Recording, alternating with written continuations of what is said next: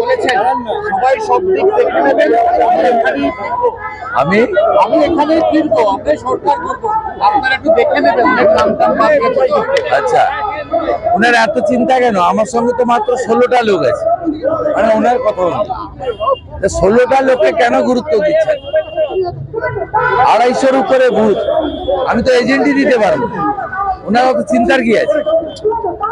ওনার পার্টিও হারবে, উনিও আবার হারবেন, সেকেন্ড টাইম হারবেন।